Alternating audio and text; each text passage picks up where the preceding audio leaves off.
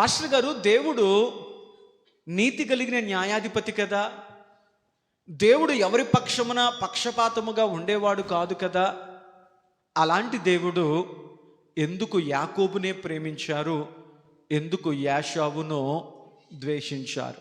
గడిచిన దినాల్లో మనము దేవుడు ఎందుకు యాకోబును ప్రేమించాల్సి వచ్చింది అనడానికి 7 అనుభవాలు మనం నేర్చుకున్నాం. యాకోబుకు కలిగిన 7 గాయాలు ఏంటి? ఆ 7 గాయాలు అంటే నెంబర్ 1, అతడు తల్లి గర్భములో వస్తున్నప్పుడే అతడు మోసగాడు అన్న నిందతో గాయపరచబడ్డాడు. రెండవది, అతడు యవ్వన ప్రాయముకు వచ్చిన తర్వాత అతనికి ధైర్యము చెబుతూ తోడు నిడబాల్సిన తండ్రి అతన్ని ద్వేషించడం మొదలుపెట్టాడు. తండ్రి వల్ల కలిగిన రెండవ గాయం. మూడవ గాయము, అతను సొంత సహోదరుడే, సొంత అన్నయ్యే తనను అయినటువంటి యాకోబు అనేటువంటి తన తమ్ముడిని చంపడానికి వెంటాడాడు. అన్నయ్య వల్ల కలిగిన గాయము. నాలుగవది, తండ్రి స్థానములో నిలబడాల్సిన మేనమామ చిన్న కుమార్తెనిచ్చి వివాహము చేస్తానని చెప్పి పెద్ద కుమార్తెనిచ్చి పెండ్లి చేసి మోసగించాడు. మేనమామ వల్ల కలిగినటువంటి గాయము. ఐదవది, తన ప్రేమించిన భార్యగా ఉన్న రాహేలుకు పిల్లలు పుట్టకపోవడం చేత ప్రేమించిన భార్యయే అతన్ని మానసికంగా వేదనకు గురి చేసింది గనుక అతను ప్రేమించిన భార్య వల్ల కలిగినటువంటి గాయము. ఆరవది, అందరూ ఉండి కూడా ఒకానొక దినాన ఎబ్బేకు రేవులో ఒంటరిగా నిలబడిపోయినటువంటి ఒంటరితనము అనే గాయము. ఏడవది, నా జీవితంలో వృద్ధాప్యానికి వచ్చేసాను, అన్నీ నా జీవితంలో చక్కగా ఉన్నాయి అనుకున్న సందర్భంలో యాకోబు యొక్క అందము, యాకోబుకున్నటువంటి బలం ఏంటంటే అతని పిల్లలే. లేక పుట్టిన కుమార్తె అయిన దీనా అవమానపరచబడింది షెకెముతో. అంత మాత్రమే కాకుండా అది తెలిసిన 12 మంది కుమారులు నరహంతకులయ్యారు. ఇది యాకోబు కలిగినటువంటి చివరి వేదనకరమైన గాయం. ఆ గాయములో దేవుడు యాకోబుతో మాట్లాడుతూ, యాకోబు, నీ కుటుంబము నేను క్షమిస్తాను, వారిని నీతిమంతులుగా చేస్తాను, వారందరినీ తీసుకొని నీవు బేతేలుకు వెళ్ళు అని చెప్పారు. బేతేలు అనగా దేవుని మందిరం.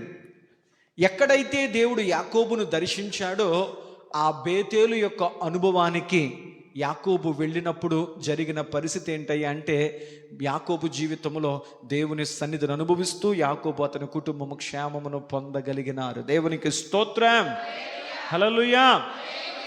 మరి దేవుడు ఎందుకు యాషావును ద్వేషించాడు, ఎందుకు యాషావు ద్వేషించబడవలసి వచ్చింది అనే పాఠాన్ని ఈరోజు మనం నేర్చుకునే ప్రయత్నం చేద్దాం. మచ్చుకు యాషావు ఎందుకు ద్వేషించబడ్డాడు అనడానికి కూడా 7 అనుభవాలు నేను సిద్ధపరుచుకున్నాను. కానీ ఈ 7 అనుభవాలు చెప్పేంత సమయం మనకు ఉండదు అన్న భావన చేత 7ంటిని 5ంటిగా మీకు సమకూర్చి చెప్పాలి అని ఆశపడుతున్నాను. ఆ మాటల కొరకు ప్రభు మన హృదయాలు సిద్ధపరచునుగాక. ఆమేన్. పరిశుద్ధ గ్రంథాలను తెరుద్దాం. ఆదికాండము 25వ అధ్యాయము. ఆదికాండము 25వ అధ్యాయము 26వ వచనము నుండి, బహుశా నేను 25వ వచనం చదువుతూ వెళ్తుంటాను, మీరు అందరూ చక్కగా వేలు పెట్టి చూడాలి.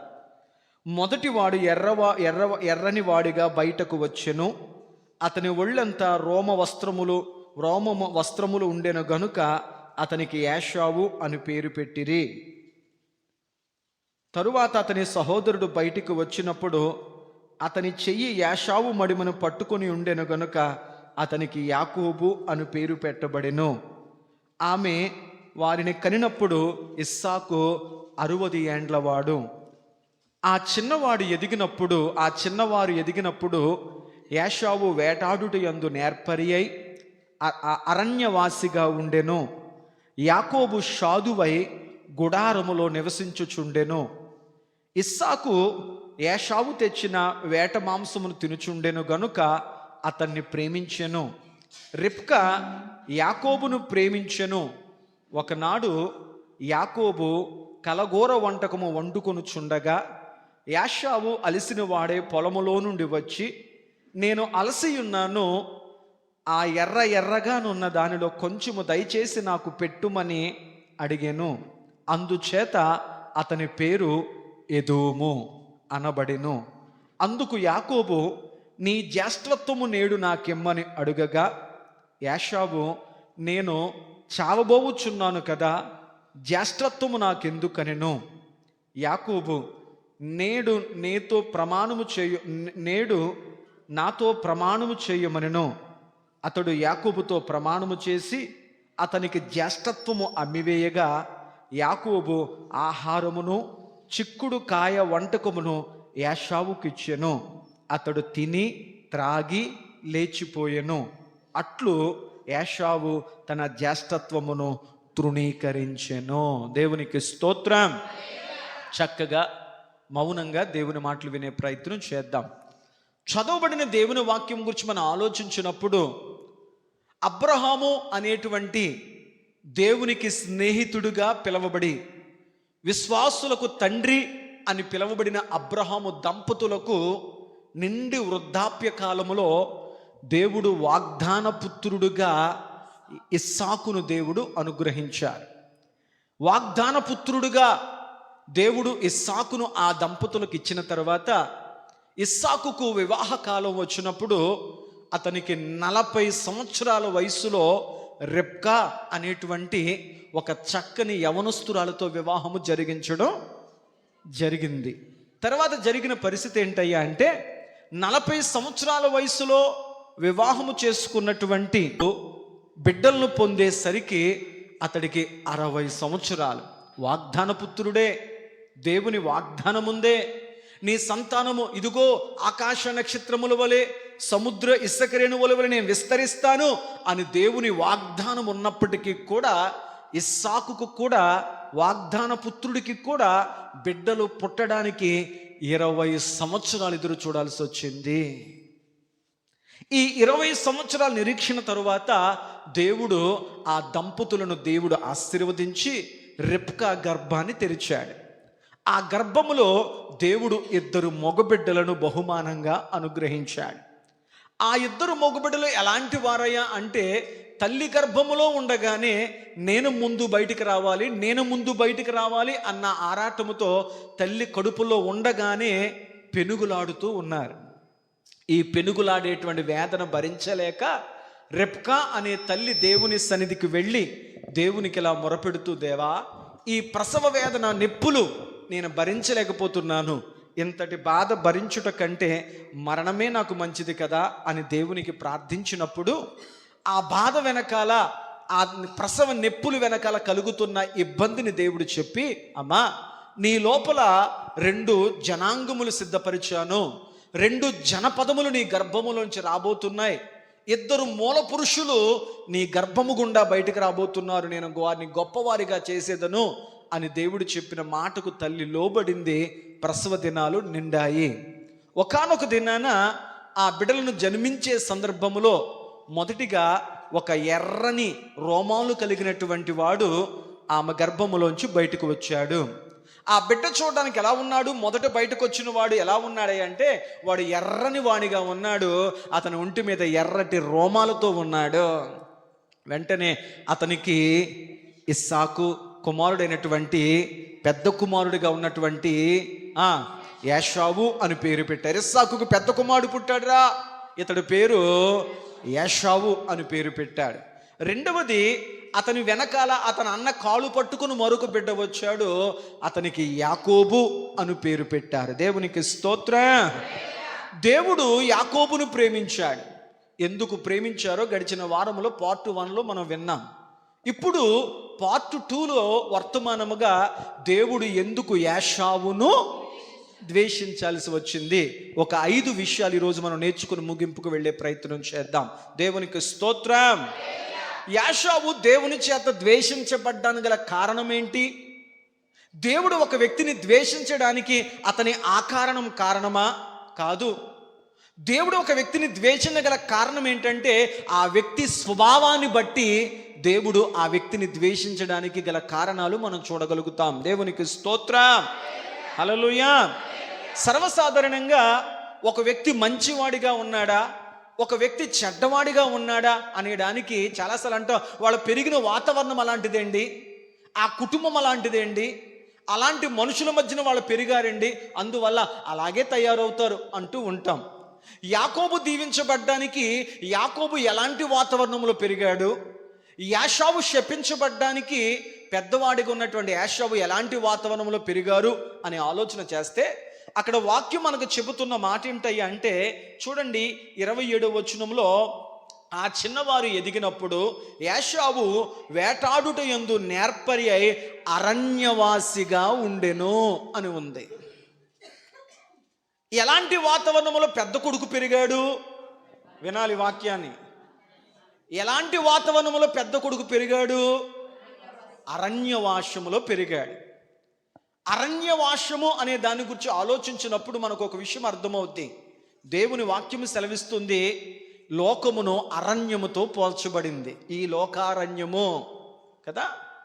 అంటే పెద్ద కుమారుడు తన జీవితాన్ని ఎలా ఎదిగి ఎటువంటి వాతావరణంలో యాషావు పెరిగాడే అంటే అతడు అరణ్యమే శరణ్యము అన్నట్లుగా అతడు ఉదయం లేచిన మొదలుకొని అరణ్యములోకి వెళ్ళిపోయేవాడు, అరణ్యములోనే సమయం గడిపేవాడు, అరణ్యములోనే తన దినమంతటిని గడిపి వేటాడి వేటాడి వేటాడి సాయంత్రానికి ఇంటికి వచ్చేవాడు. ఒక మాటలో చెప్పాలంటే ఇంట్లో జరుగుతున్న వాటి మీద ఈ పెద్ద కొడుకు ఏమాత్రం పట్టింపు, ఇంట్లో ఏముందో ఏమి లేదో, ఇంట్లో పరిస్థితులేంటో, ఇంట్లో ఇబ్బందులేంటో, ఇంట్లో వారి ప్రేమలేంటో, వారి పట్ల శ్రద్ధ ఏంటో ఏమీ లేదు. అతనికి తెలిసింది ఏంటంటే అరణ్యములో తిరగడమే, అరణ్యములో వేటాడమే. ఇంట్లో నుంచి ఉదయం బయటకు వెళ్ళిపోయి సాయంత్రం వరకు ఆ అరణ్యములోనే తన జీవితాన్ని గడుపుతూ ఇష్టానుసారంగా స్వేచ్ఛగా, ఎందుకంటే అతను చూసేవారు అతనికి అడ్డు చెప్పేవారు లేరు గనుక ఒక స్వేచ్ఛాజీవిగా తనకు నచ్చినట్లు తనకు మెచ్చినట్లు అతడు దినమంతా అరణ్యములోనే గడిపేవాడు స్వేచ్ఛగా. ఈనాడు చాలామంది యవనస్తులు పాడైపోవడం గల కారణం ఏంటయ్యా అంటే ఉదయం లెగిన తొడవు బయలుదేరి బయటికి వెళ్ళిపోతారు, బయట తిరగడానికి, స్నేహితులతో తిరగడానికి, వృధాగా తిరగడానికి, వ్యర్థంగా తిరగడానికి, పనికిరాని వాటి కొరకు, నిష్ప్రయోజనకరమైన వాటి కొరకు వారు అలా రోజంతా తిరుగుతూ తిరుగుతూ తిరుగుతూ యాషావు వలె దేవుని కోపానికి అనేకులు గురైపోతూ ఉన్నారు. యాషావు ఎందుకు తన జీవితంలో దేవుని యొక్క కోపానికి యాషావు తన జీవితంలో ఎందుకు గురి కావలసి వచ్చింది అని మనం ఆలోచించగలిగితే బైబిల్ చెప్తున్న మాట ఏమిటంటే అతడు అరణ్య జీవితాన్ని గడపడానికి ఇష్టపడ్డాడు. కుటుంబం పట్ల అతనికి ఏం లేదు, బాధ్యత లేదు, శ్రద్ధ లేదు, నీడ పట్టున లేడు.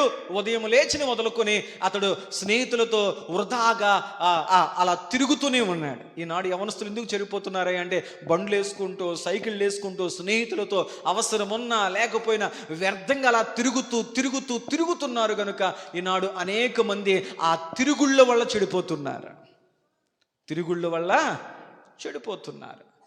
మరి యాకోబు జీవితం ఎలా ఉంది అని మనం ఆలోచించగలిగితే అక్కడ దేవుని వాక్యం సెలవిస్తున్న మాట ఏమిటయ్యా అంటే ఈ యాకోబు ఎలాంటి వాడుగా ఉన్నాడంటే యాకోబు సాధువై గుడారములో నివసించుచుండెను. దేవునికి స్తోత్రం చెప్పండి, హల్లెలూయా. ఎక్కడ నివసిస్తున్నాడంట? యాకోబు సాధువుగా ఉన్నాడంట, గుడారములో నివసిస్తున్నాడంట, తన ఇంటిని పట్టుకుని ఉండేవాడంట, ఇంటి పట్ల బాధ్యత కలిగిన వాడిగా ఉండేవాడంట, ఇంటి పట్ల శ్రద్ధ కలిగిన వాడిగా ఉండేవాడంట, ఇంటి యొక్క బాగోగుల పట్ల అవగాహన కలిగిన వాడుగా ఉండేవాడంట, ఇంటిలోనే ఉండేవాడంట, నీడ పట్టున ఉంటూ ఇంటి పట్ల బాధ్యత కలిగిన వాడిగా ఉన్నాడు కనుక యాకోబు సాధువయ్యాడు, మెత్తని వాడిగా మారాడు. బయటికి వెళ్ళి లోకానుసారంగా ఇష్టానుసారంగా ఇదిగో లోకములో అరణ్యములో నాకు నచ్చినట్లుగా స్వేచ్ఛగా తిరిగిన వాడు దేవుని కోపానికి గురైపోయాడు. దేవునికి స్తోత్రం చెప్పండి, హల్లెలూయా. బైబిల్ గ్రంథములో అబ్రహాము గారు గుడారములో నివసించెను అని వాక్యములో ఉందా లేదా? అబ్రహాము తన జీవిత కాలము గుడారములో నివసించెను. రెండవది ఇస్సాకు గుడారవాసి అయి గుడారములో నివసించెను అని రాయబడింది. కానీ ఇస్సాకు తర్వాత పెద్ద కుమారుడు ఎక్కడ నివసించాలి? గుడారాల్లో నివసించాలి. గుడారాల్లో నివసించి ఇంటి పట్ల బాధ్యత కలిగి, కుటుంబం పట్ల శ్రద్ధ కలిగి, మరి నమ్మకంగా ఇంటిని చూసుకోవాల్సిన పెద్ద కుమారుడు ఎలాంటి జీవితాన్ని గడపడానికి బయటికి వెళ్ళిపోయాడు? అరణ్య జీవితం. ఇంటిని గుచ్చిన పట్టింపు లేదు, జీవితాన్ని గుచ్చిన పట్టింపు లేదు, నన్ను అడిగేవాడు లేడు అన్నట్లుగా ఇష్టానుసారంగా ఉదయం మొదలుకొని సాయంత్రం వరకు అలా తిరుగుతూనే ఉండేవాడు. కానీ యాకోబు మాత్రం తమ పితరుల వలె అబ్రహాము గుడారములో జీవించినట్లు, ఇస్సాకు గుడారములో జీవించినట్లు యాకోబు రాయబడిన మాట, అతడు గుడారవాసి అయి గుడారములో నివసించాడు. దేవునికి స్తోత్రం. ఒక మాట అడుగుతాను, దేవుడు ఎవరిని చూసి ఇష్టపడతాడో? తల్లిదండ్రులు ఎవరిని చూసి ఇష్టపడతాడు? ఆడమ్మా పొద్దున్న వెళ్ళిపోతాడమ్మా, జులైలో తిరుగుతాడమ్మా, మా కొడుకు అని చెప్పుకోవడమే కానీ అసలు కుటుంబమే శ్రద్ధ లేదు, ఏ పని చేయడు, స్నేహితులు ఫ్రెండ్స్ అంటూ అలా బలాదురుగా తిరుగుతాడమ్మా. అలాంటి వాడి మీద తల్లిదండ్రులకు ప్రేమ ఉంటుందా? లేకపోతే లేదమ్మా ఎప్పుడు ఇంట్లోనే ఉంటాడో, ఏ పని చెప్పినా చక్కగా చేస్తాడో, మాకు కుడిభుజంగా ఉంటాడు, ఇంట్లోనే జాగ్రత్తగా మమ్మల్ని అంటు పెట్టుకుని ఉంటాడు అనే బిడ్డ మీద తల్లిదండ్రులకు ప్రేమ ఉంటుందా? మీరు మాట్లాడతలేదు. ఎలాగున్నా పర్లేదా? దేవుడు ఆ కుటుంబ పరిస్థితిని చూశాడు. పెద్దవాడు అరణ్యవాసిగా ఇష్టానుసారంగా జీవిస్తున్నాడు, చిన్నవాడు మాత్రం గుడారములోనే ఇంటిని పట్టుకుని జీవిస్తూ ఉన్నాడు. దేవునికి స్తోత్రం. హల్లెలూయా. యాషావు ఎందుకు దేవుని చేత ద్వేషించబడ్డాడు అనడానికి 5 విషయాలు చెప్తాను, జాగ్రత్తగా వినే ప్రయత్నం చేద్దాం. నెంబర్ 1 చూడండి, మనం చదువుకున్న వాక్య భాగంలో అక్కడ మనం ఏం చదివామంటే, అతడు మనం చదివినప్పుడు రాయబడి మాట 26వ వచనము, ఇస్సాకు యాషావు తెచ్చిన మాంసాహారము తినుచున్నాడు గనుక అతన్ని ప్రేమించెను, రెప్క యాకోబును ప్రేమించెను. 29వ వచనం, ఒకనాడు యాకోబు కలగూర వంటకము వండుకొనుచుండగా యాషావు అలసిన వాడే పొలములో నుండి వచ్చి, నేను అలసి ఉన్నాను, ఆ ఎర్రగానున్న దానిలో కొంచెము దయచేసి నాకు పెట్టుమని అడిగాను. అందుచేత అతని పేరు ఎదోము అనబడెను. అన్నయ్య పొలంలోకి వెళ్ళి కష్టపడి వస్తున్నాడు, అలసిపోయి ఉన్నాడు, ఎండ దెబ్బ తగిలి ఉన్నాడు. మధ్యాహ్న భోజనకాల సమయానికి ఆకలితో ఇంటికి వచ్చాడు. ఎక్కడితో ఇంటికి వచ్చాడంట? ఆకలితో ఇంటికి వచ్చాడు. తమ్ముడు అన్నయ్యకి తెలుసు, నా కొరకు ఇంటి దగ్గర ఆహారము సిద్ధపరుస్తున్నారు, నా కొరకు మధ్యాహ్నం ఆహారం సిద్ధపరచబడుతుంది, నేను వెళ్ళిన తర్వాత ఆహారం నాకు పెడతారు, నేను తినాలి అన్న ఆలోచన ఉన్నవాడికి కూడా ఇంటికి వచ్చేసరికి అతని తమ్ముడు వండుతున్న ఆహారాన్ని చూసేసరికి ఇతని ఆకలి ఎక్కువైపోయిందంట. కళ్ళతో చూసే కొన్నింటి వల్ల కొంతమందికి ఆశ ఎక్కువైపోద్ది. కొంతమంది అంటారు, వీడికి ఆశ ఎక్కువ తక్కువ. ఆ కళ్ళతో ఎర్రటి కూర చూసేసరికి అతను ఎర్రనివాడు కదా, కళ్ళకి ఎర్ర కనపడి అన్నీ నచ్చుతాయేమో. ఎరుపు దేనికి సూచన? ప్రమాదానికి సూచన కదా.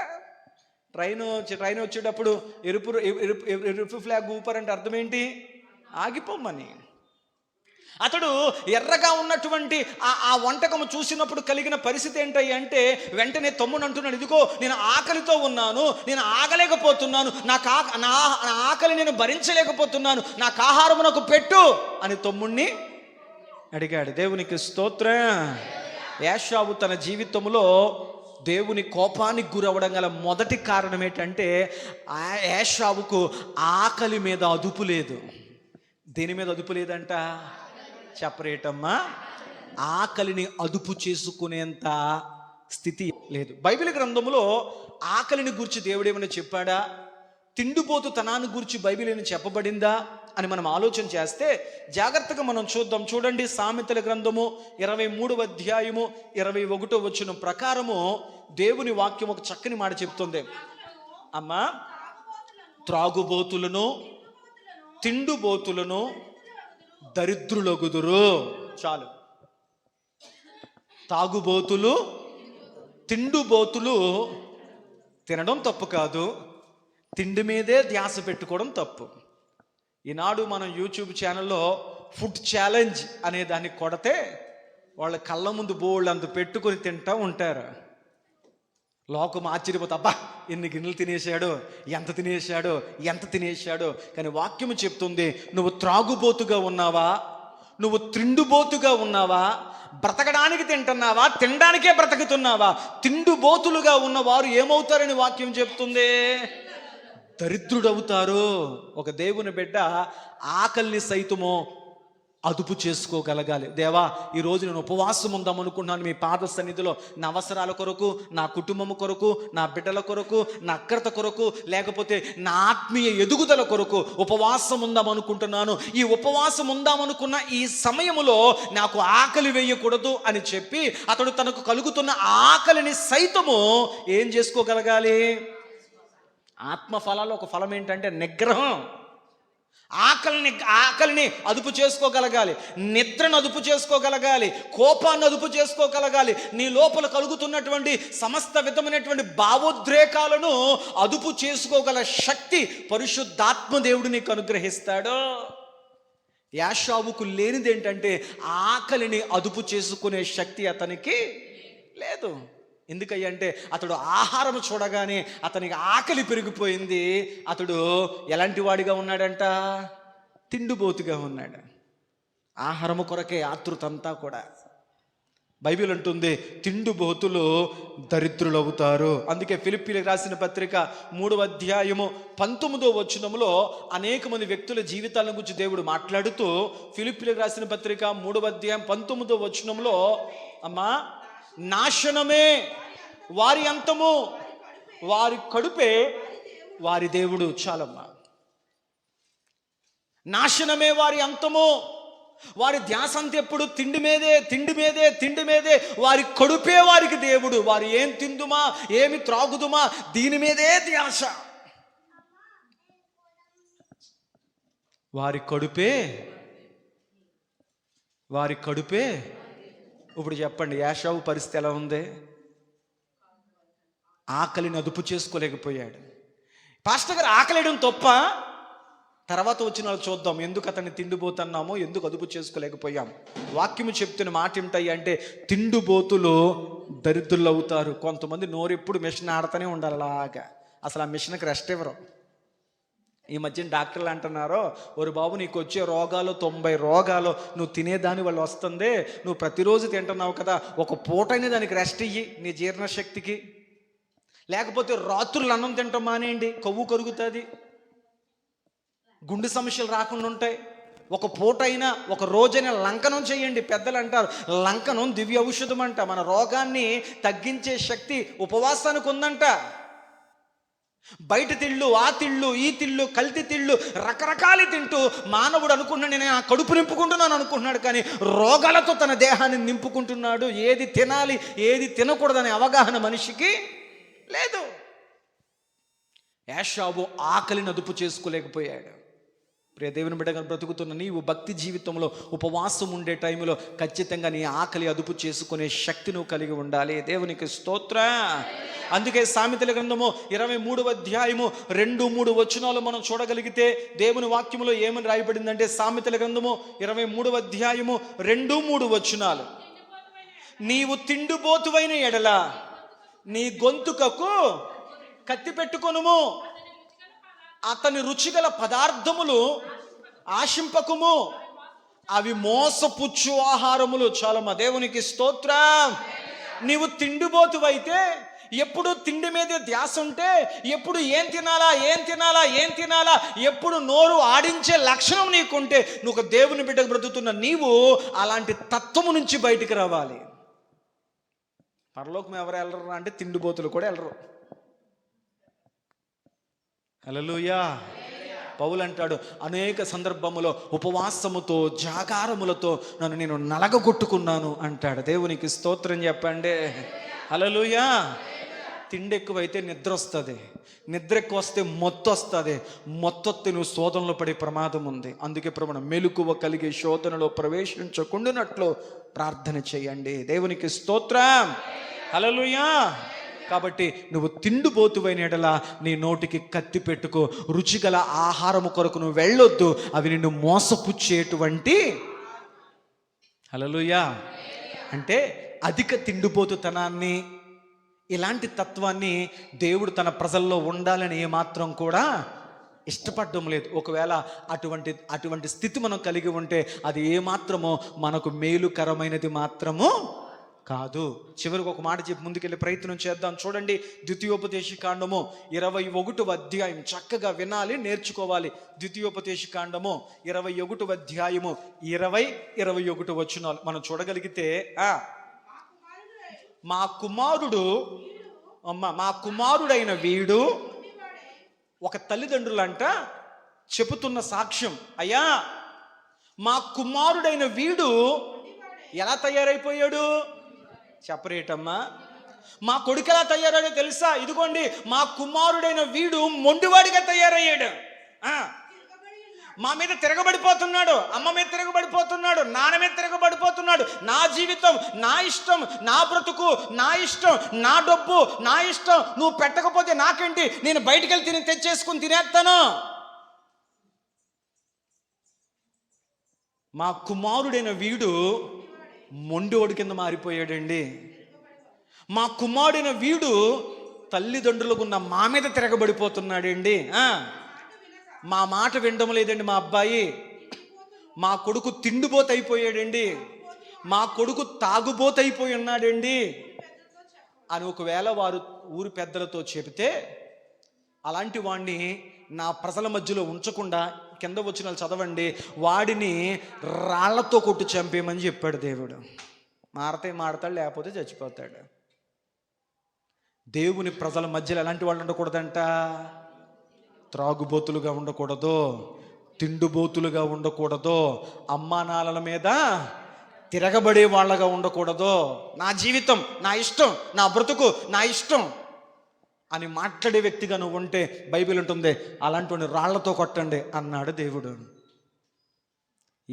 ఎందుకు యాషావు దేవుని కోపమునకు గురైపోయాడంటే, అతడు తిండిని అదుపు చేసుకోలేకపోయాడు. దేవునికి స్తోత్రం, హల్లెలూయా. మొదటి కారణం ఏంటి? ఆహారము. యాషావు ద్వేషించబడ్డానికి మొదటి కారణం ఏంటి? బ్రతకడానికి ఆహారం అవసరమే. అంతకంటే విలువైంది ఆత్మీయ ఆహారం అని దేవుని వాక్యం. అందుకే బైబిల్ అంటుంది, క్షయమైన ఆహారము కొరకు మీరు ఆశపడకుడు, ప్రయాసపడకుడు, కానీ అక్షయమైనటువంటి ఒక ఆహారం ఉంది, అది దేవుని వాక్యము. అది తినడానికి దాని కొరకు మీరు ఆశపడుడి, ప్రయాసపడుడి. దేవునికి స్తోత్రం. ఆహారము నెంబర్ 1. రెండవది, ఏశావు దేవుని యొక్క కోపానికి ద్వేషానికి గురవడం గల రెండవ కారణం ఏంటయ్యా అంటే, అతడు ఆహారం కొరకు ఆరాటపడ్డాడు. వెంటనే ఆ ఎర్రటి చిక్కుడుగా కూర చూశాడు, కలగొలుపు కూర చూశాడు. తమ్ముడితో ఏమన్నాడంటే, తమ్ముడా ఈ ఆహారం నాకు పెట్టు, ఈ రంగు చూడగా నాకు ఇంకా ఆకలి పెరుగుతుంది, ఆ వాసన చూడగా నాకు ఇంకా లాలాజలం ఊరి ఇంకా ఆకలేస్తుంది అని చెప్పి తమ్ముడిని పెట్టమని అడిగాడు. తమ్ముడు అన్నాడు, అన్నయ్య పెడతాను, కానీ ఈ కూర నేను నా కోసం వండుకుంటున్నాను. హల్లెలూయా, హల్లెలూయా. చూడండి, అక్కడ రాయబడిన మాట 29వ వచనంలో, ఒకనాడు యాకోబు కలగూర వంట వండుకొనుచుండగా. వండుకుంటున్నాను ఎవరి కొరకు? నా కొరకు. వండుతున్నాను ఎవరి కొరకు? మన కొరకు. ఇది ఎవరి కొరకు వండుతున్నాను? నా కొరకు వండుకుంటున్నాను. అందరికి వండే వంట అయితే అందరికి పాటు నువ్వు తింటావు. ఇది నేను మాత్రమే, నా స్పెషల్ డిష్, నా కొరకు వండుకుంటున్నాను నేను. ఇది అందరి కొరకు వండే వంట కాదు, ఇది నా కొరకు నేను వండుకుంటున్నాను. కాబట్టి ఈ నేను వండుకున్న కూర నీకు పెట్టాలంటే, అనగా నీకు నాకు మధ్య ఒక ఒప్పందం. ఏంటి ఆ ఒప్పందం అంటే, ఇదిగో నీ జ్యేష్ఠత్వపు హక్కు ఉంది చూసావా, అది నాకు ఇచ్చే, అప్పుడు నీకు కావలసినంత కూర ఇస్తాను అన్నాడు తమ్ముడు. దేవునికి స్తోత్రం, హల్లెలూయా. ఏమన్నాడు తమ్ముడు? జ్యేష్ఠత్వపు హక్కు నాకు ఇచ్చే అన్నాడు. ఈ మాట విన్నాడు అన్నయ్య. అన్నప్పుడు నా తమ్ముడు ఏమడుగుతున్నాడు నన్ను అన్న ఆలోచన ఉండాలి కదా. నా తమ్ముడు నన్ను ఏమడుగుతున్నాడు, నాకు కూర ఇవ్వడానికి నా తమ్ముడు నన్ను ఏమడుగుతున్నాడు? డబ్బు అడుగుతున్నాడా, లేకపోతే బంగారం అడుగుతున్నాడా, లేకపోతే నా దగ్గర నాకు దేనన్ను అడుగుతున్నాడా అని ఆ అవగాహన లేకుండా అనాలోచనగా ఉన్నాడు. దేవుని యొక్క కోపానికి యాషావు గురవడం గల రెండవ కారణం ఏంటంటే అనాలోచన. ఏది వింటున్నానో, నా తమ్ముడు నా దగ్గర ఏది అడుగుతున్నాడో, ఏది ఆశిస్తున్నాడో అన్న అనాలోచనలో ఉన్నాడో, ఏదైతేనే తీసేసుకో అని అనాలోచనతో ఉన్నాడు. అతని అనాలోచన విలువలేని దాని కొరకు విలువైన వాటిని వదులుకునే స్థితికి తీసుకువెళ్ళిపోయింది. దేవునికి స్తోత్రం. ఎలా ఉన్నాడంట? సరైన ఆలోచనలో లేడు. అతని ఆలోచన ఏంటంటే ఆ కూర తినటమే కావాలి, ఆ కూర తినడం కొరకు తమ్ముడు నువ్వేమడిగినా ఇచ్చేస్తాను అని చెప్పి తమ్ముడు ఏమడుగుతున్నాడు, ఏం ఆశిస్తున్నాడు, ఏం ఇమ్మంటున్నాడు, ఏ ప్రమాణం చేయమంటున్నాడు అనే దాని మీద అనాలోచన, సరైన అవగాహన, అనాలోచన లేకుండా తమ్ముడు ఏదడిగిన ఇవ్వడానికి రెడీ అయిపోయాడు. అందుకే హెబ్రీలకు రాసిన పత్రిక 12వ అధ్యాయం 16వ వచనం చూడగలిగితే దేవుని వాక్యం స్పష్టంగా రాయబడిన మాట. అపోస్తలుడైనటువంటి పౌలు హెబ్రీలకు రాసిన పత్రిక 12వ అధ్యాయం 16వ వచనం అక్కడ మనం చూడగలిగితే ఒక పూట కూటి కొరకు తన జ్యేష్ఠత్వమునే హక్కును అమ్మివేసిన ఏషావు వంటి భ్రష్టుడైనను వ్యభిచారి అయినను ఉండునేమో అని సంగమా మీరు జాగ్రత్తగా చూసుకోండి. సంగమా, భక్తి చేయడం ముఖ్యం కాదు. ఇదిగో ఒక పూట కూటి కొరకు తనను తాను అదుపు చేసుకోలేక, ఒక పూట కూటి కొరకు తన ఆకలిని అదుపు చేసుకోలేక, తన పూట కూటి కొరకు ఇదిగో తన జ్యేష్ఠత్వమునే అమ్మి వేసుకున్న ఏషావు వంటి భ్రష్టుడు, వ్యభిచారి మీలో ఉన్నారేమో చూసుకోండి. ఒక పూట కూటి కొరకు అనాలోచనగా, అవగాహన లేకుండా జ్యేష్ఠత్వాన్ని అమ్ముకుంటాకు సిద్ధమైపోయాడు ఏషావు. రెండవ కారణం ఏంటంటే అనాలోచన. నా తమ్ముడు ఏం అడుగుతున్నాడు నన్ను అనడానికి అవగాహన. సాతాను మనకి కొన్ని పాపాలు చేసే అవకాశం ఇస్తున్నాడు. మన ఉద్దేశం ఏంటంటే పాపము చేయించి వాడు ఏది లాక్కుపోతాడు? రక్షణ వస్త్రం లాక్కుపోతాడు. ఇదిగో అవ్వమ్మ ఇది నిజమా, ఈ పండు తిను అని సాతాను ప్రేరేపించాడంటే ఆ పండు నాకేమన్నా వెనకాల ఉద్దేశం ఏంటి తెలుసా? ఆ పండు నాతో తినిపించి నాకున్నటువంటి ఈ ఉన్నతమైనటువంటి దైవ సహవాసము, ఆ విలువైన ఏదైనా తోటలోంచి నన్ను బయటికి, ఈరోజు నా జీవితంలో ఒక అవకాశం నాకు వస్తుంది అంటే ఆ అవకాశం వెనకాల నాకు జరిగేది మంచా చెడ రెండు గ్రహింపు కలిగిన వారిగా మనం భక్తి చేయగలగాలి. దేవునికి స్తోత్రం. ఏషావు తన కళ్ళ ముందున్న ఆహారం మీదే ధ్యాస పెట్టాడు, కానీ తన తమ్ముడు అడుగుతున్న దాని మీద అతనికి చెప్పరేంటి అనాలోచనలో ఉన్నాడు. అతని అనాలోచన వల్ల అతడు తన జీవితంలో దేన్ని కోల్పోవలసి వచ్చిందో తెలుసా? జ్యేష్ఠత్వపు హక్కును కోల్పోవలసి వచ్చింది. మీరు జాగ్రత్తగా నేను నేర్చుకుంటానంటే ఈ వాక్యం మరలా మనం నెమరు వేసే అవకాశం ఉందో లేదో నాకు తెలియదు, కానీ జ్యేష్ఠత్వాన్ని గురించి సింపుల్గా చాలా విషయాలు ఉన్నాయి. ఒక 4-5 విషయాలు మీకు అర్థమయ్యే చెప్తాను. చూడండి, అక్కడ ఏం రాయబడింది? నిర్గమాకాండము 22వ అధ్యాయము 29వ వచనం. నిర్గమాకాండము 22వ అధ్యాయము 29వ వచనం మనం చూడగలిగితే అక్కడ ఏం రాయబడుతుందంటే నీ మొదటి సస్య ద్రవ్యములను అర్పింప తడువ చేయకూడదు, నీ కుమారులలో జ్యేష్ఠుణ్ణి నాకు అర్పింపవలను. చాలమ్మ, దేవునికి స్తోత్రం. దేవుడికి ఎవరు శ్రేష్ఠుడంట?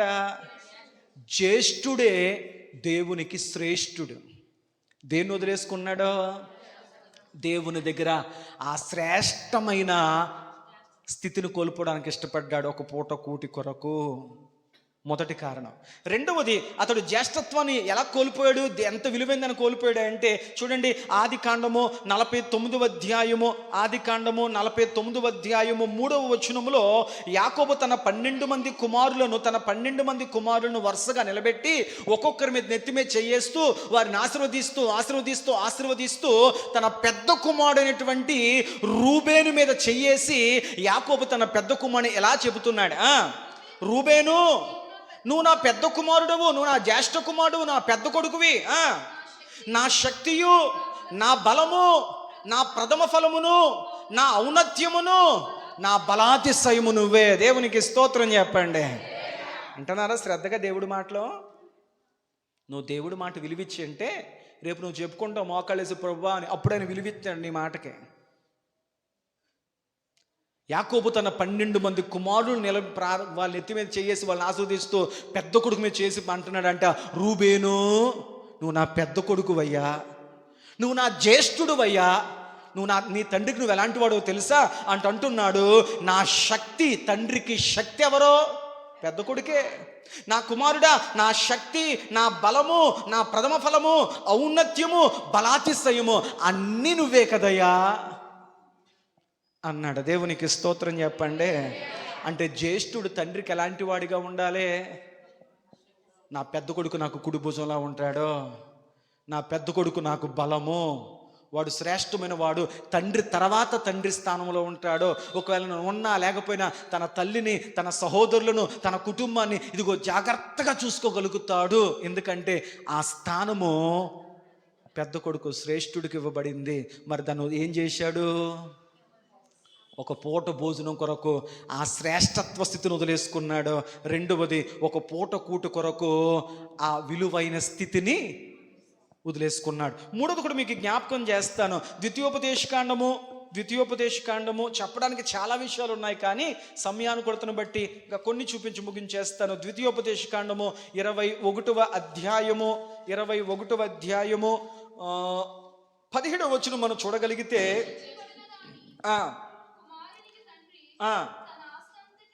ఆస్తంతటిలో రెట్టింపు భాగం ఇచ్చి వానినే ద్వేష్టునిగా ఎంచబలవను. దేవునికి స్తోత్ర.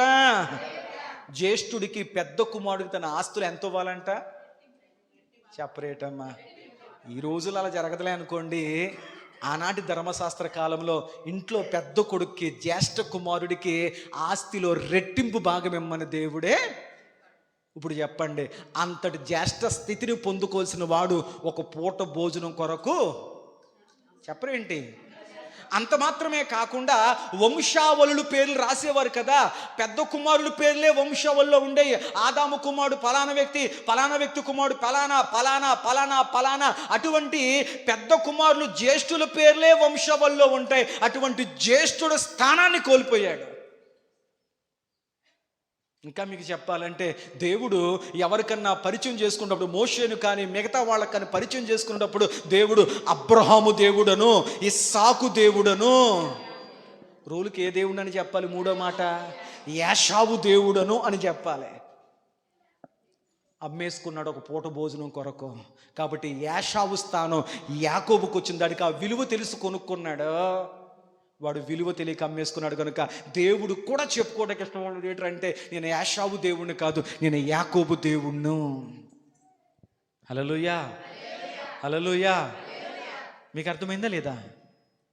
బైబిల్ అంటున్న మాట ఏంటయ్యా అంటే, అంత మాత్రమే కాదు, మీకు అర్థమయ్యేలా చెప్పాలంటే, ఇశ్రాయేలు ప్రజలు ఐగుప్తు దేశం నుంచి బయటకు వచ్చేటప్పుడు 10వ తెగులేంటో తెలుసా? ఐగుప్తులో ఉన్నటువంటి అందరి పెద్ద కుమారులు చచ్చిపోయారు. జ్యేష్ఠ సంతానం అంతా, ఫరో కుమారుడు మొదలుకొని సామాన్యుడి వరకు అందరూ పెద్ద కుమారులు చచ్చిపోయారు. ఆ దెబ్బకు ఫరో అన్నాడు, వెళ్ళిపోండి అయ్యా బాబు ఇక్కడి నుంచి అన్నాడు. ఇలా చెప్పుకుంటూ వెళ్ళిపోతే జ్యేష్ఠుడు అనే దానికి ఎంత విలువ బైబిల్ గ్రంథం ఇచ్చిందో ఒక్కసారి జ్ఞాపకం చేసుకోండి. ఇటువంటి విలువైన స్థానం అంతటినీ కూడా దేని కొరకు వదిలేసుకున్నాడు? చెప్పరేటమ్మా.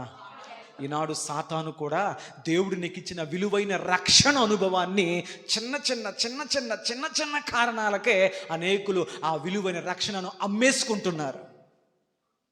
ఇంకొక మాట మీకు జ్ఞాపకం చేస్తాను. హెబ్రీలకు రాసిన పత్రిక 12వ అధ్యాయం 23వ వచనం. ఇవన్నీ మీరు నేర్చుకోవాలి. హెబ్రీలకు రాసిన పత్రిక 12వ అధ్యాయం 23వ వచనం. జ్యేష్ఠుల సంఘమునకును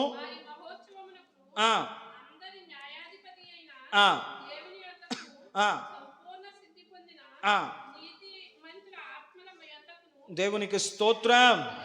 హల్లెలూయా, హల్లెలూయా. మొదటి నుంచి చదువుతున్నాను చూడండి. పరలోకమందు రాయబడి ఉన్న జ్యేష్ఠుల సంఘమునకును, అదేనా ప్రారంభం? పరలోకమందు రాయబడి ఉన్న జ్యేష్ఠుల సంఘమునకును. చాలు, దేవునికి స్తోత్రం. పరలోకంలో ఒక సంఘం ఉందంట. చెప్పరేటమ్మా. పరలోకంలో ఒక సంఘం ఉందంట. ఏ సంఘం అది? నేను చెప్పే విషయాలు మీకేం తెలియనప్పుడు ఎంత జాగ్రత్తగా నేర్చుకోవాలి. జ్యేష్ఠులకు, పెద్ద కొడుకులకు ఒక సంఘం ఉందంట పరలోకంలో. పరలోకమందు రాయబడిన జ్యేష్ఠుల సంఘం అని రాయబడింది. ఇప్పుడు నాకు డౌట్ వచ్చింది, ఏంటి ప్రభా, నువ్వు పెద్ద కొడుకుల పక్షం అన్నమాట, చిన్న కొడుకులను పట్టించుకోవడం మాట, చిన్న కుమారులను పట్టించుకోవన్నమాట. అందుకే కదా జ్యేష్ఠుల సంఘం అన్నావు అంటే, లేదయ్యా నీకు వాక్యం సరిగ్గా అర్థం కాలేదు. ఎవరు జ్యేష్ఠులు దేవుడి దృష్టిలో?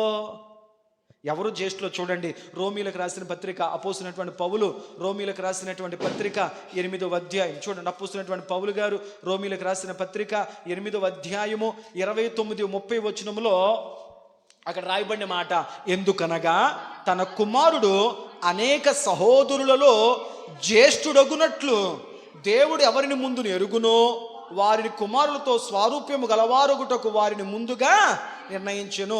మరియు ఎవరిని ముందుగా నిర్ణయించెనో వారిని పిలిచెను, ఎవరిని పిలిచెనో వారిని నీతిమంతులుగా తీర్చెను, ఎవరిని నీతిమంతులుగా తీర్చెనో వారిని మహిమపరచెను. దేవునికి స్తోత్రం.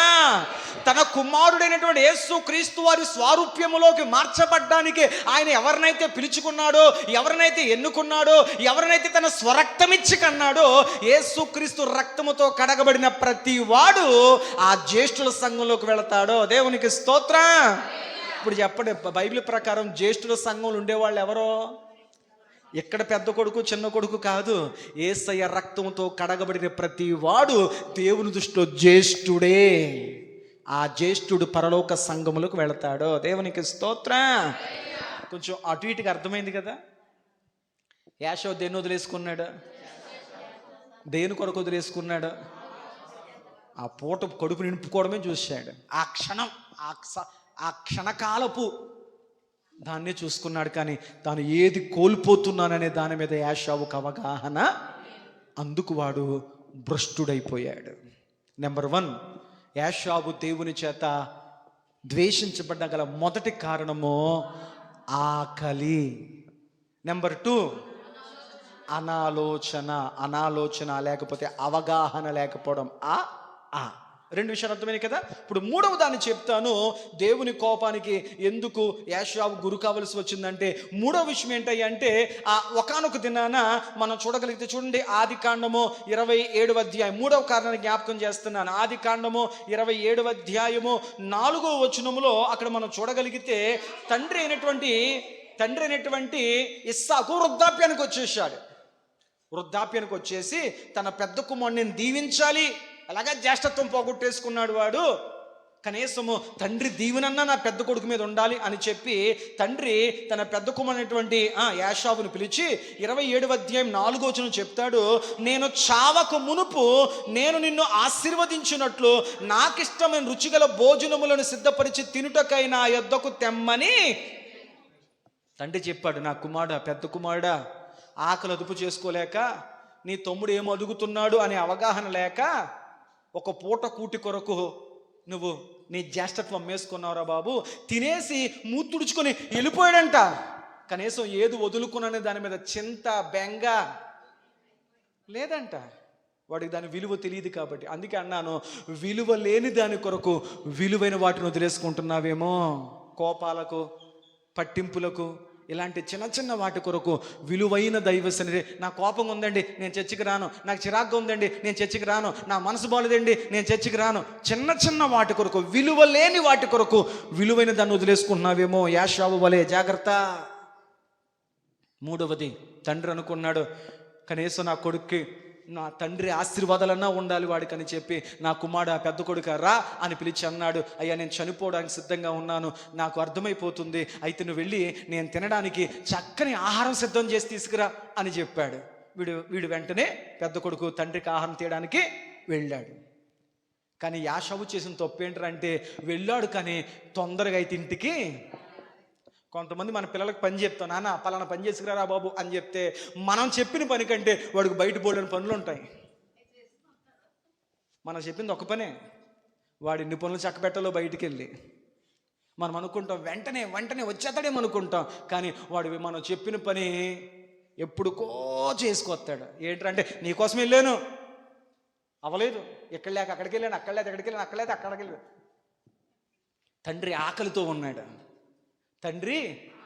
ఆకలితో ఉన్నాడు. కానీ కొడుకు తండ్రి ఆకలిని గుర్తించలేకపోయాడు. యాషోవు తన తండ్రి కొరకు వేటాడి ఆలస్యంగా వచ్చాడు.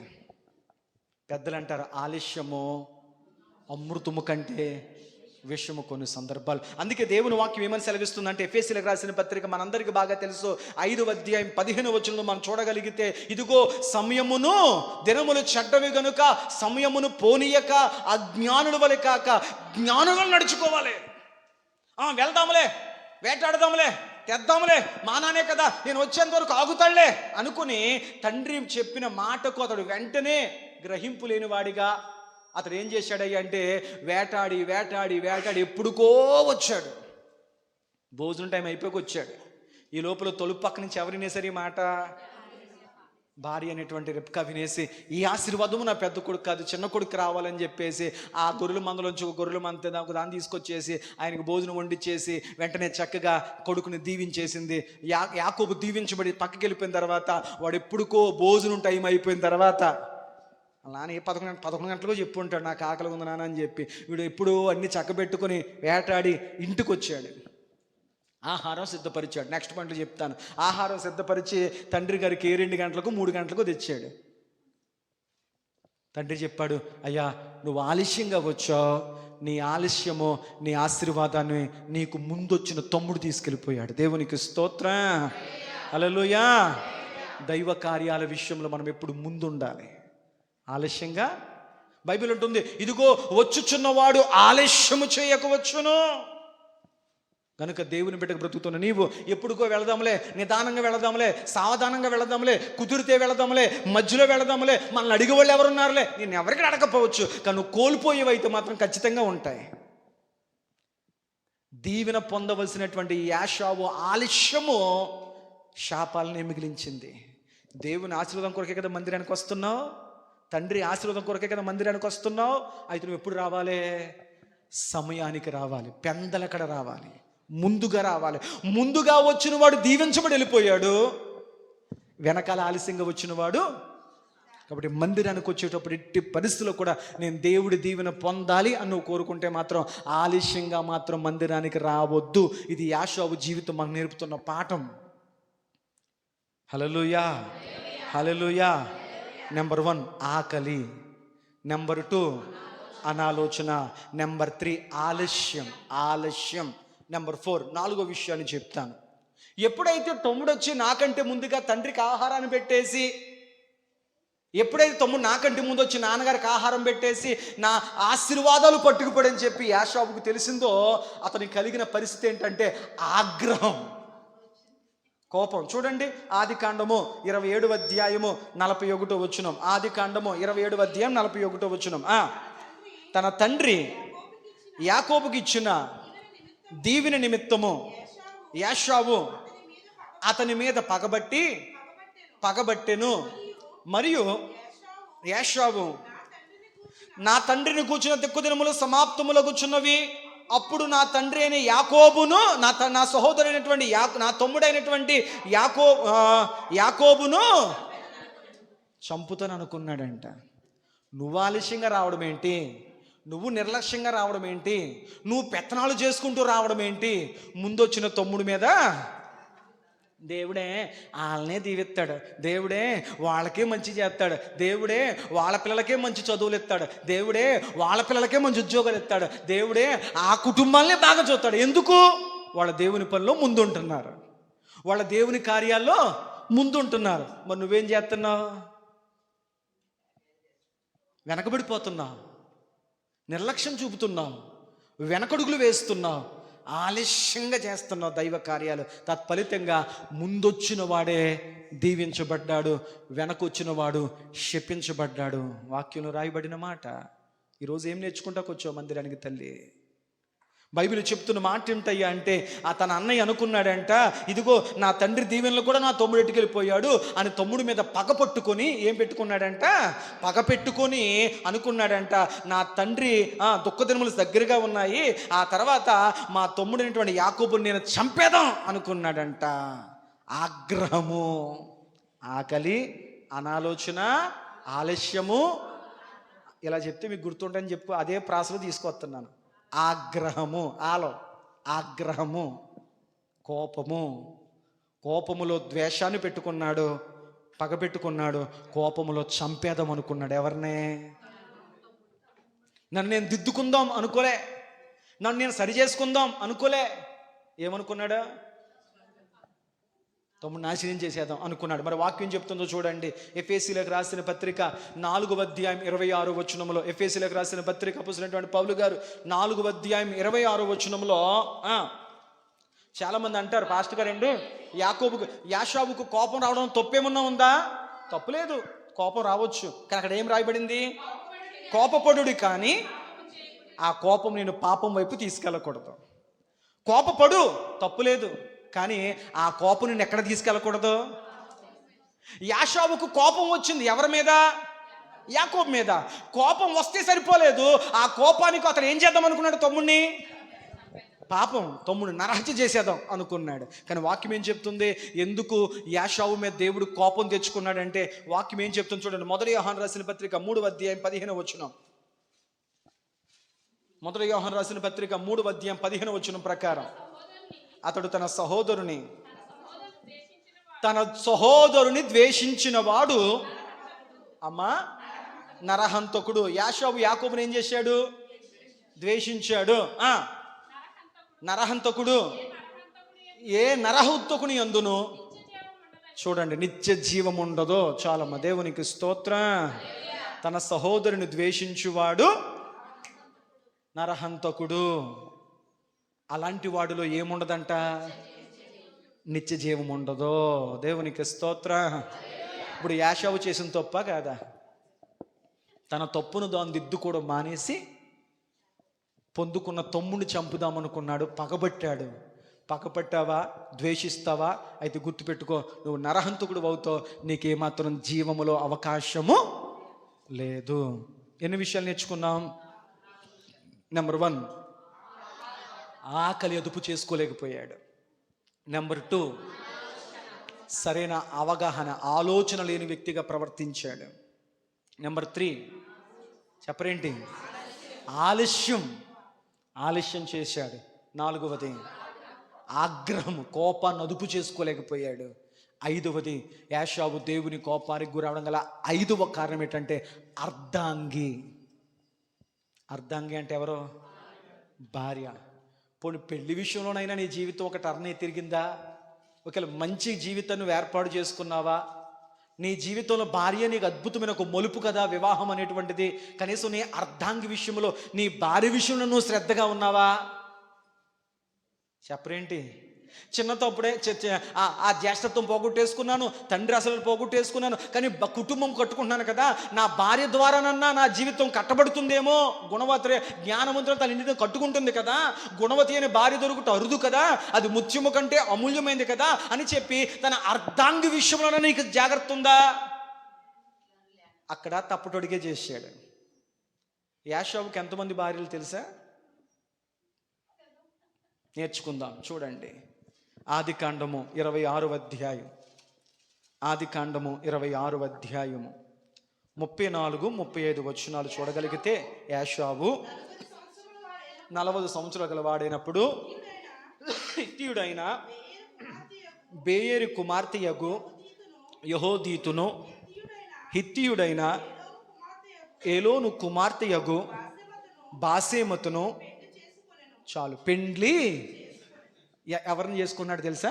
వినండి, ఇద్దరిని ఒకేసారి పెళ్లి చేసుకున్నాడు. నాకు కాబట్టి. దేని కాబట్టి? ఎందుకంటే అంత ఆస్తిపరుడు. తమ్ముడేమో ప్రాణభయంతో యాకోబు పారిపోయాడు. ఇప్పుడు ఆస్తి అంతా ఇతనికే వచ్చేసింది. ఏమైతేనే మొదటి భార్య అయితేనే, రెండో భార్య అయితేనే, ఏమైతేనే నా కూతుళ్ళ ఆస్తులు దొరడమే ముఖ్యం అనుకున్నారు ఆ తల్లిదండ్రులు. ఒకేసారి ఇద్దరిని పెళ్లి చేసుకున్నాడు. ఎవరో? మీరంటారు పాస్టర్ గారండి, మరి యాకోబు కావాలని ఇద్దరిని చేసుకోలే, మోసపోయే కామని చేసుకున్నాడో. తన ప్రేమను దక్కించుకోవడానికి మరలా 7 సంవత్సరాలు ప్రయాసపడి ప్రేమించిన అమ్మాయిని పెళ్లి చేసుకున్నాడు. మీకు అర్థమైందా? కానీ ఇతడు ఏం చేశాడు? కావాలని ఏరుకోరి అతడు 2 భార్యలను ఒకేసారి పెళ్లి చేసుకున్నాడు. పోన్లే, 2 భార్యలు ఉన్నారు కదా, ఒకరు ఇంట్లో పని చేసుకుంటే ఇంట్లో బయటలో పని చేస్తారు, ఒకరు వంట పని చేస్తే ఒకరు బట్టలు ఉతుకుతారు. ఇంకేముంది, ఇతడి జీవితం ఒక అందమైన మలుపు తిరిగింది. అందమా? కింద రాయబడిన మాట చూడండి, వీరు ఇస్సాకునకును రెబ్కాకు అనగా అత్తగారికి మామగారికి ఈ 2 కోడల్లో మానసిక వేదన కలిగించేవారంట. ఏరుకోరు చేసుకున్న 2 భార్యలో అత్తగారికి మామగారిని ఏడిపించడం మొదలెట్టారంట. మనోవేదన. ఏం చేయడం మొదలెట్టారంట? మనోవేదన గురి చేశారంట అత్తగారిని మామగారిని. తల్లి, నువ్వు ఎంత భక్తి చేసే భక్తి పరురాలు అయినా నీ అత్తగారిని మామగారిని ఏడిపించి వాళ్ళకి మనోవేదన గురి చేశావంటే నీ భక్తి శూన్యమో. కొంతమంది వాళ్ళ తప్పేండి, వీళ్ళ తప్పేండి, వాళ్ళది అదండి, వీళ్ళది అదండి, కరెక్టే, వాళ్ళు అలాంటి మరి నువ్వెలాంటిదనివి? నువ్వు దిద్దుకోవాలి కదా, నువ్వు సరి చేసుకోవాలి కదా, నీ మంచితనంతో వాళ్ళని నీ వైపు తిప్పుకోవాలి కదా. ఎదుటివారి తప్పులు గుర్తించడం కాదు, నీ మంచితనంతో వాళ్ళని నీ వైపు తిప్పుకునే జ్ఞానం ప్రభు నీకు ఇచ్చునుగాక. జ్ఞానవంతులు ఇల్లు కట్టుకోవడం అంటే అర్థం అది. వాళ్ళు అలాగేండి, వీళ్ళలాగేండి, మా మామగారు అలాగేండి, మా అత్తగారు ఇలాగండి, నా భర్త ఇలాగండి, మా ఆడబడుచు ఇలాగండి, మా పిల్లలు ఇలాగండి, మా తోటికోళ్ళు ఇలాగండి. వెరీ గుడ్, ఎవరి బలహీనతలు వాళ్ళకు ఉన్నాయి. కానీ నీ మంచితనంతో, నీ మంచి వ్యక్తిత్వంతో వాళ్ళని నువ్వు మార్చుకోగలగాలి కదా. దేవునికి స్తోత్రం. హల్లెలూయా. వాక్యంలో ఏం రాయబడిందో తెలుసా?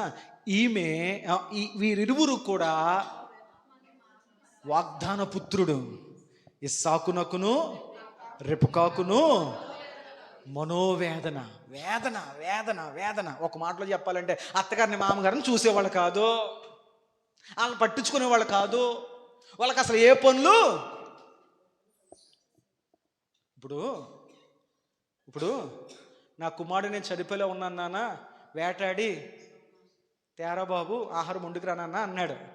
వెంటనే వెళ్ళి ఆలస్యము ఏదో కింద చేసుకుని మాంసం తెచ్చాడు. ఎవరు ఉండారు? అమ్మ ఉండింది. ఎవరు ఉండారు? మళ్ళంటూ రండి, ఇద్దరు భార్యలు ఉంటేనే. ఇద్దరు భార్యలు ఉండారా? అక్కడ ఏం రాయబడిందో సార్ చూడండి. అక్కడ ఎవరు ఉండారంటే ఆ వంట ఆదికాండము 25వ అక్కడ మనం చూడగలిగితే అక్కడ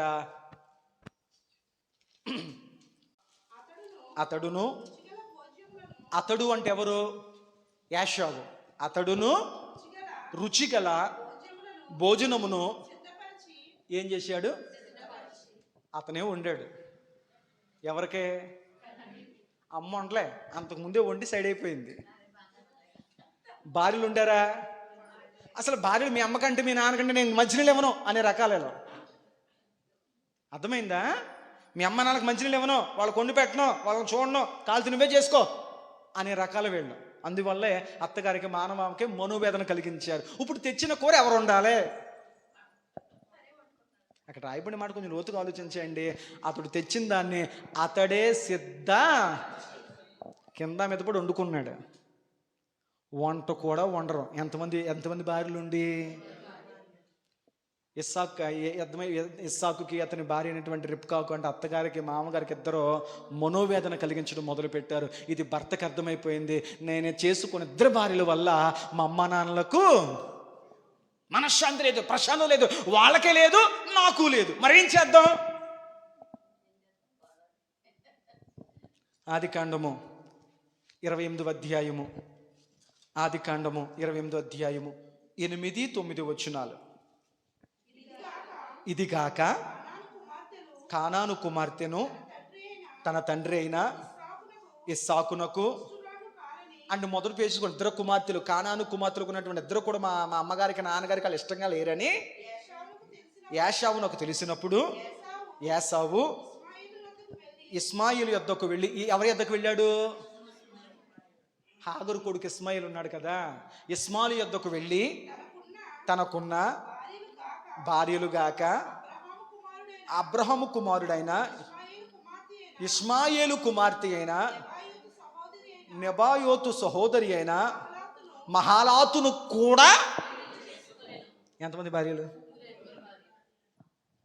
ఉన్న ఇద్దరి వల్ల మనశ్శాంతి లేదు. ఇప్పుడు ఏమనుకున్నాడు? వీరిద్దరు మనశ్శాంతి ఇత్తలేదు కాబట్టి మూడో భార్యను చేసుకుందామని ఎక్కడికి వెళ్ళి తెచ్చుకున్నాడు? ఇష్మాయేలు కూతురుని చేసుకున్నాడు. ఈ ఇష్మాయేలు ఎవడో? అరణ్యంలో బతికేవాడు. హాగరు కొడుకు. ఎక్కడ బతికాడు? నీటుడు ఎక్కడ కనపడింది? మళ్ళీ అక్కడికి వెళ్ళాలేమో నేను. నీటుడు ఎక్కడ కనపడింది? అరణ్యంలో కనపడింది. ఇష్మాయేలు అరణ్యవాసి అయి వేటాడుట యందు నేర్పరి కలిగిన వాడు. మరి ఇలాంటాడు, వీడు అరణ్యంలో బతికేవాడు, వీడేమి చేస్తాడు అంటే ఏ గూటి పక్షి ఆడుకొని నువ్వు భక్తి కలిగిన వాడువా? నీ ఇంటికి ఎలాంటి కోడలను తెచ్చుకుంటాక ఇష్టపడతావు? నీ కుమార్తె నాన్న ఇంటికి వెళ్తే ఇష్టపడతావు? నీ బిడ్డల జీవితం బాగుండాలనుకున్నప్పుడు నువ్వు పంపించే కుటుంబం ఆస్తి కలిగిందా కాదు, ఆత్మీయత కలిగిందా లేదా చూసుకో. అవతల వాళ్ళు ఆత్మీయులైతే ఈరోజు కాకపోతే రేపన్న ఆస్తులు సంపాదించుకుంటారు. అవతల వాళ్ళు ఆత్మీయులు కాకపోతే ఎక్కడికెళ్ళినా నీ బిడ్డ మనశ్శాంతికి ఉండే అవకాశము. నిర్ణయాలు మనం నచ్చినట్టు తీసేసుకుంటాం, పెళ్ళిళ్ళు కూడా మనం నచ్చినట్టు చేసేస్తాం. తీరా దేవుడి దగ్గరికి వచ్చి పాస్టర్ గారు పిల్లల జీవితాల కోసం ప్రార్థన చేయండి, దేవుడు అంటాడమ్మా నిర్ణయాలు తీసేసుకున్నావు కదా, ఫలితాలు కూడా కొన్నిసార్లు అనుభవించాల్సి వస్తుంది. 2 భార్యల వల్ల మనశ్శాంతి లేదని తెలిసిన తర్వాత అతడు 3వ భార్యను చేసుకునే విషయంలో ఇష్మాయేలు దగ్గరికి వెళ్ళి ఆ అరణ్యవాసికి ఉన్న కుమార్తెను, భక్తి కలిగిన అమ్మాయిని కూడా చేసుకోలేదు. ఇది 3 భార్యలతో అతడు చేసినటువంటి ఈ స్థితి దేవునికి చెప్పరేంటమ్మా. ఫాస్ట్ గారు 3 భార్యలు చేసుకొని దేవుడు కోపం వచ్చేద్దా? దేవుడికి ఎందుకు కోపం అవుతుందో చెప్తాను చూడండి. 1 కొరింథీయులకు రాసిన పత్రిక, ముగిస్తున్నాను త్వరగా, చివరి మాట. 1 కొరింథీయులకు రాసిన పత్రిక 7వ అధ్యాయం 2వ వచనం. 1 కొరింథీయులకు రాసిన పత్రిక 7వ అధ్యాయం. దేవుని చిత్తం మీద ఎప్పుడైనా ఒక కుటుంబం కూర్చొని మాట్లాడేటప్పుడు, దంపతుల కోసం మాట్లాడేటప్పుడు ఈ వాక్యం ఒకరోజు నేను చెప్తాను సంఘం అంతటికి. కానీ చూడండి, 1 కొరింథీయులకు రాసిన పత్రిక 7వ అధ్యాయం 2వ వచనం. అయినను జారత్వములు జరుగుచున్నందున ప్రతి వానికి అమ్మా భార్యలు సొంత భార్య ఉండవలెను. ప్రతి స్త్రీకి సొంత భర్త ఉండవలెను. చాలు, దేవునికి స్తోత్రం. వాక్య నియమం ఏంటి? ఒక్కడే భర్త. వాక్య నియమం ఏంటి? ఒక్కటే. ఈయనేం చేశాడు? దేవుని కోపానికి గురయ్యాడు. నేను అంటున్నాను, ఏశావు దేవుని చేత ద్వేషించబడ్డానికి అతని ఆకారము, అతని రూపము కాదు కారణము, అతని యొక్క మనస్తత్వము, అతని యొక్క స్వభావం. మరొకసారి చెప్తున్నాను, ఏశావు దేవుని కోపానికి గురగల కారణము అతని రూపము, అతని యొక్క రంగు కాదు, అతని యొక్క మనస్తత్వము, అతని యొక్క స్వభావం. దేవుడు మనిషి స్వభావాన్ని చూస్తాడు. దేవుడు మనిషి యొక్క వ్యక్తిత్వాన్ని, క్యారెక్టర్ని చూస్తాడు. దేవునికి స్తోత్రం, హల్లెలూయా. ఈ విధమైన కారణాల చేత ఏశావు ద్వేషించబడ్డాడు. ఈరోజు మన జీవితం ఎలాగుందో వాక్యపు వెలుగులో మనము సరిచూసుకొని ఆ రీతిలో మనము ప్రభు యొక్క వాక్యం చేత ముందుకు నడిపించబడి దీవించబడుతుము గాక. ఆమేన్. పాస్టర్ గారు, దేవుడు నీతి కలిగిన న్యాయాధిపతి కదా,